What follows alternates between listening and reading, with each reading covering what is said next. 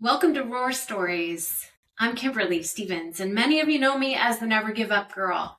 And this space, the Roar Gallery, was born from a dream that I saw at my birthday this last year. I wanted to take hope off the pages of books and place it into a living, breathing gallery, a place where everyday victories plant seeds of hope for others. Because the human race was never meant to be run alone, and hope is a team sport. So today we're adding another legacy of hope to the gallery. And before we do that, if you believe hope should be shared, hit the subscribe button and share this episode out. This is one of the simplest ways to help somebody else find the fuel they need to keep going and never give up. Well, today we're here with Dr. Diane Dye. Diane, welcome to Roar Stories.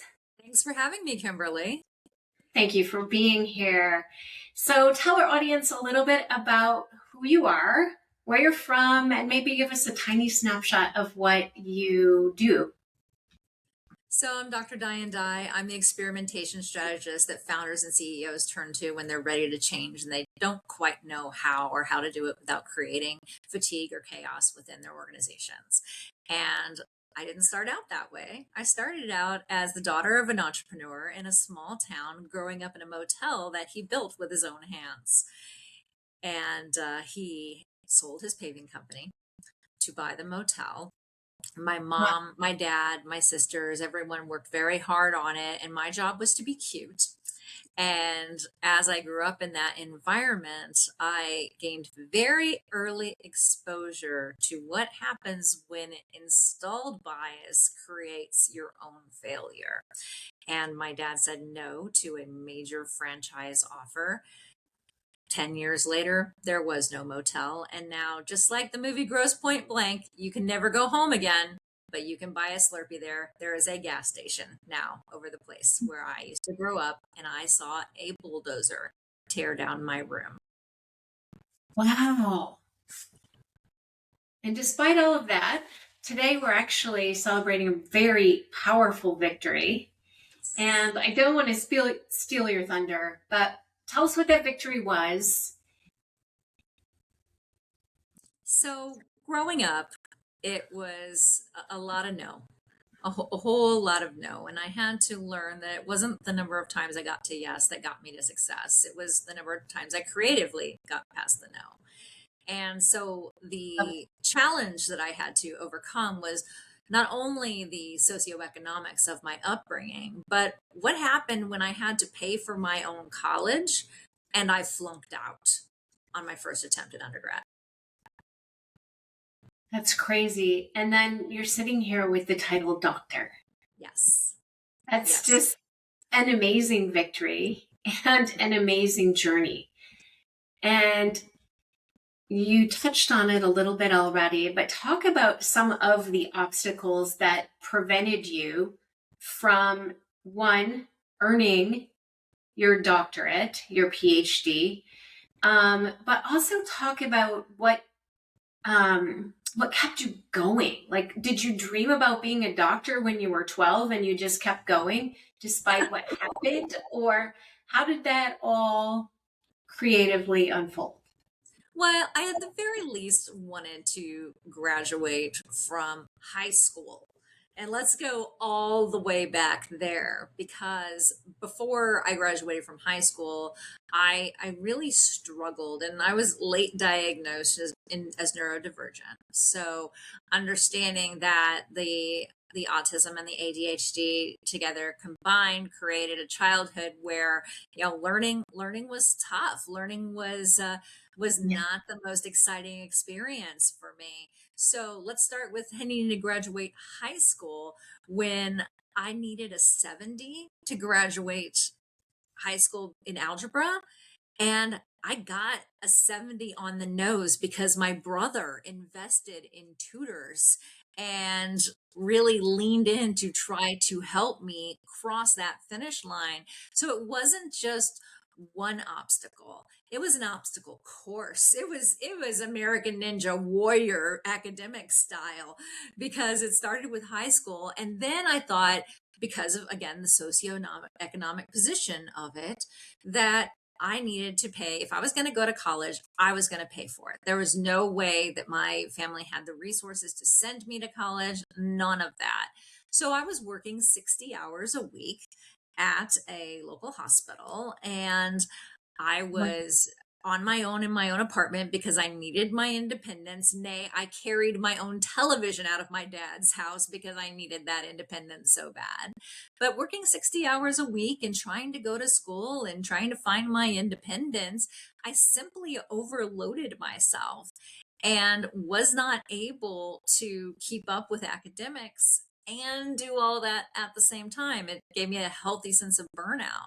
So, those obstacles along the way really taught me that it wasn't about the immediate gratification, the immediate yes, the immediate win. I had to fight to graduate from high school. I had to fight to get past the fact that I flunked out of the University of Texas San Antonio because Wow. I was overloading myself. But then, the moment I stopped, Dean's List at Texas Tech, got my bachelor's at Cal State San Bernardino, got my master's at the University of Southern California. So it required a move.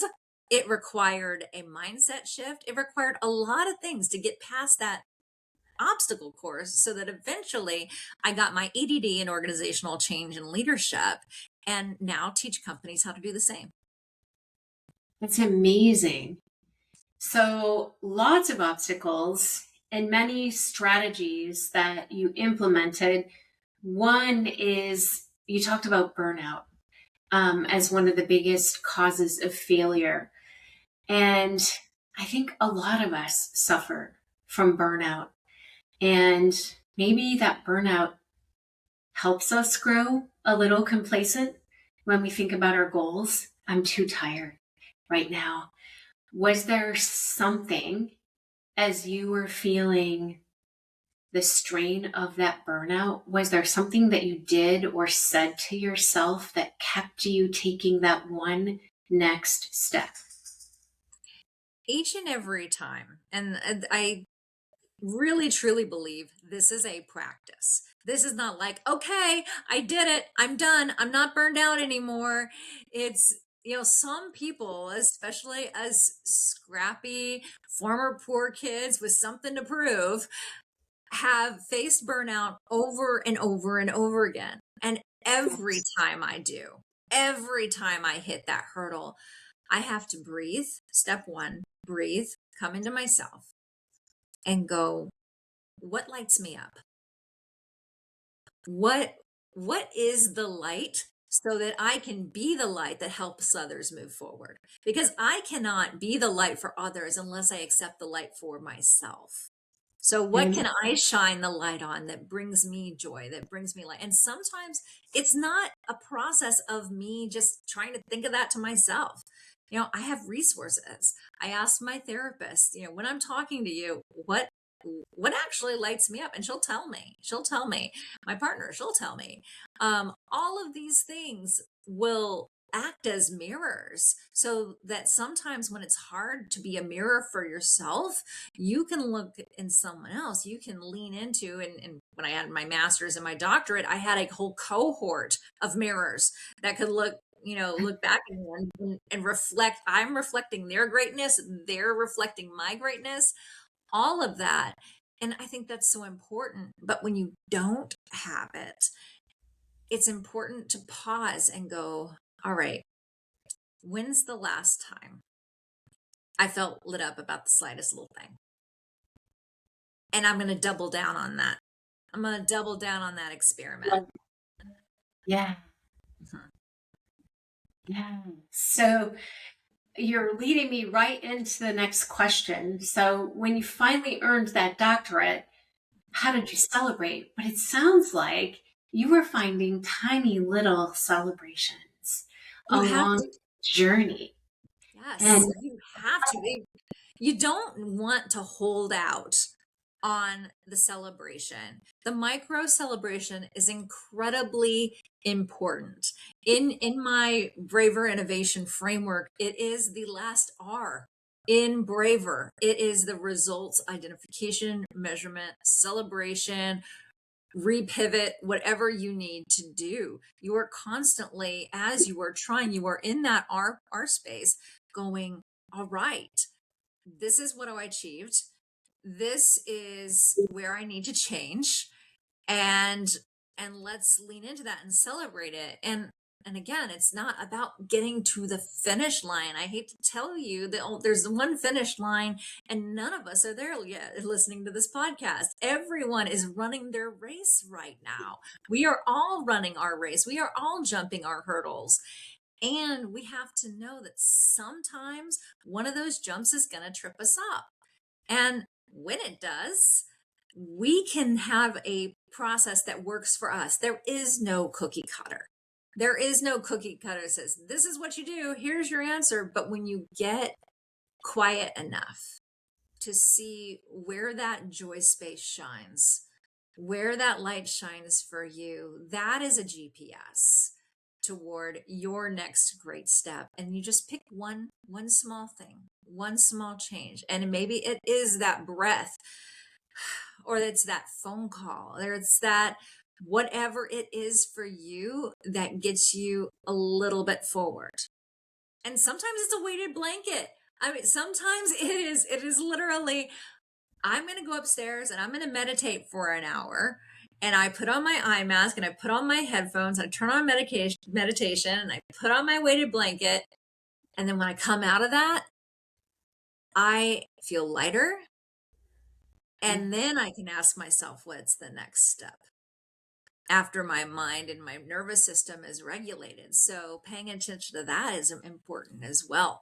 But the really key thing is to know that nothing is too small to celebrate. And the way I celebrated my doctorate, I had a lovely dinner with one of my very best friends, flew all the way from North Carolina where she lives now. And she flew in, and my friends from Southern California were in. I had my partner in the building where they filmed True Lies. So the only true lie we can tell ourselves is that we can't and we need to give up. Amen. You know, the next question is, what is one truth you return to over and over again? And we can flip that. The only lie we tell ourselves is we can't. And the one truth we can return to, it sounds like you do over and over again, is I can. Absolutely. And it's so important to talk back to your brain when it tells you what you believe to be those true lies. And to choose that one thing and mark that evidence that you absolutely can move forward and will move forward. But sometimes it doesn't look the way you think it's going to look. Right. If you're open to iteration, if you're open to change, I ask every single client before I work with them, are you willing to unlearn what you think you know? If you are so stuck in what you think you know, and there's this reason or that reason or that reason or that reason, this won't work and that won't work, you're right. So challenge yourself to flip that script and start telling yourself some truths about yourself that are going to propel you forward versus hold you back. Yeah, you know, that is one of the themes of 2026 for me. I am trying to teach myself to talk to myself rather than listen to myself. Mm-hmm. The things that I feed back over and over in my mind are not always positive and encouraging me to take the next step. And if I talk to myself and say, I got this, I can do this next little thing, I find that that next little thing isn't as hard to do as if I would have listened to myself say, oh, nothing's working. This is really hard. And oh my gosh, my computer crashed again. And, right? And talk to myself rather than listen to myself. Yes. Guide yourself. Be your own light.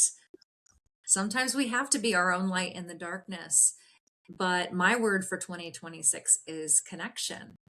And because I'm a natural lone wolf, because as a child, I was a natural lone wolf. So leaning into connection is leaning into the ability for when I am in these spaces that are the counterproductive spaces, that I reach out, that I connect, that I help one person every day. Hope. Right? Because hope is a team sport. It We're is. not meant to go through this life alone.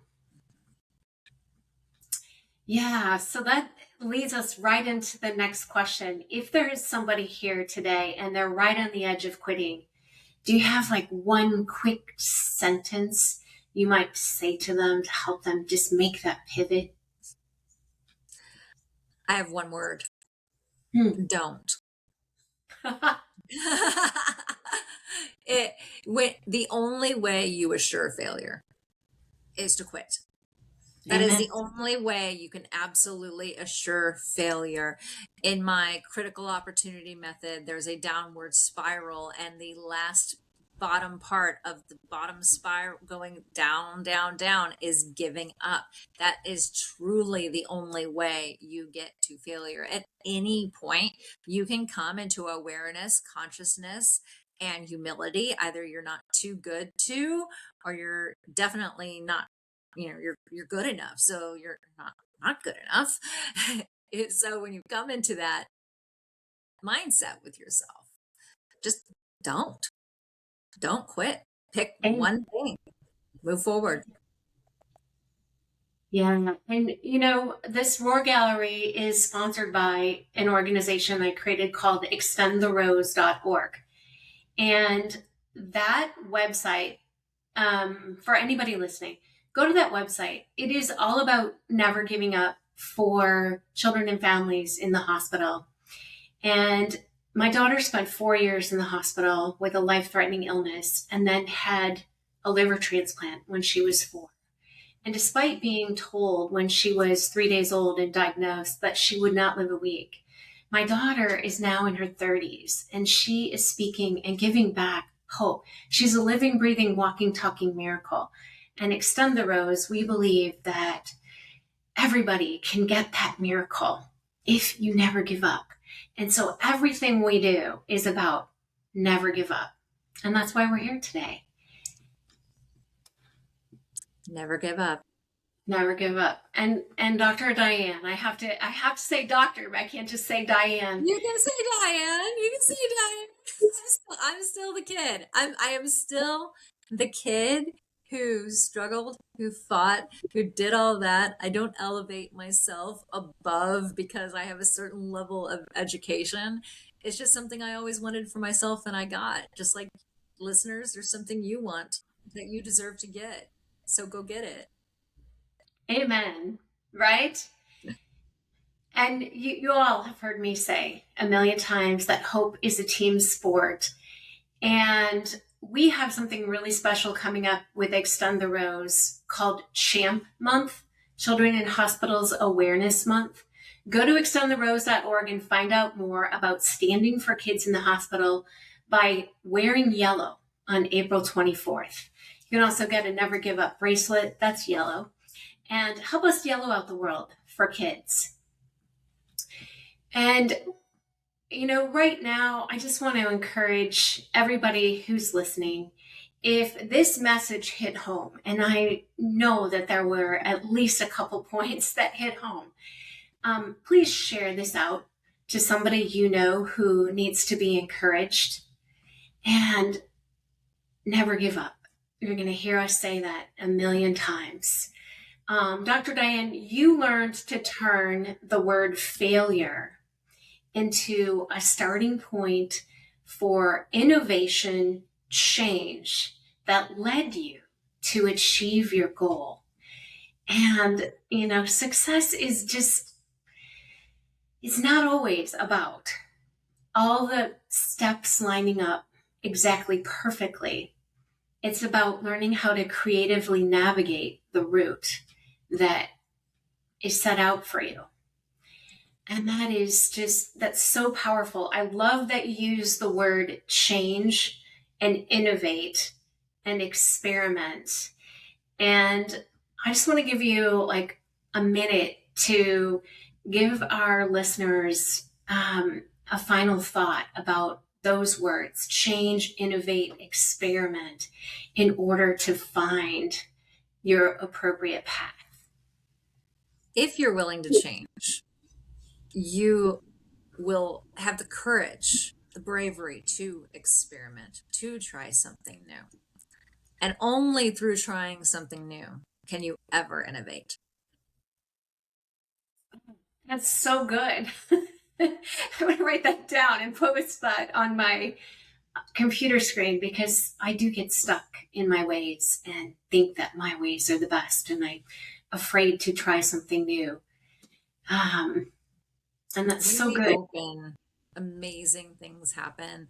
I always say this or something better, right? So many people get stuck in the my way of things, or the way it should go, or this is what I planned, but it didn't happen. Instead of leaning into, well, maybe that's true, but maybe that's not true, because I learned A, B, C, D from this. And now I can take these paths because of what actually did happen. That's why, before I launched my Braver Innovation Framework, I went on a listening tour. And I listened to so many founders and CEOs about braver innovation to help really understand the response, the use, the how is this going to work? And as I listened more and more and took a little action, and then listened more and took a little action and listened more, things started opening up naturally. And that is what led to the launch of the framework, of the model that's in use now. So there's something that you can create that you don't even have in your brain yet. And the only way you're going to get there is if you just keep moving. Just like Dory said in Finding Nemo, just keep swimming. Amen. Thank you so much for sharing this. This is so good. And if you're listening today and this is speaking to you, make sure you like this episode and share it out. Or if you want to leave a video comment, go to extendtherose.org/roar gallery and give us your thoughts. Your engagement in this video is going to help our story and Dr. Diane's story reach the person who needs to hear it the most. So Dr. Diane, thank you again for all these words of wisdom. I wish we had hours and hours to hear you share more. But you have definitely brought some amazing inspiration to our Roar Gallery today. And thank you for reminding us that even after failure, you can still rise to the challenge and achieve your goals. Thank you for everyone. having me. You're welcome. Thanks for being here. Maybe we'll have you back. I love it. Everyone, don't let the hope stop here. Share this story out. And if you have your own victory that you want to add to this Roar Gallery, visit us at extendtherose.org/roar gallery and record your roar. Now, we have a tradition in the Roar Gallery, and we end every episode with this same 3 words, because the human race was never meant to be run alone. Come to this gallery and leave hope when you have it, and come back to this gallery for a refill when you need it. I promise you, hope is the only thing I know of that grows when it's given away, because hope is a team sport. And here in the Roar Gallery, we don't give up on each other. So before we go, Dr. Diane and I, on the count of 3, we're going to go out.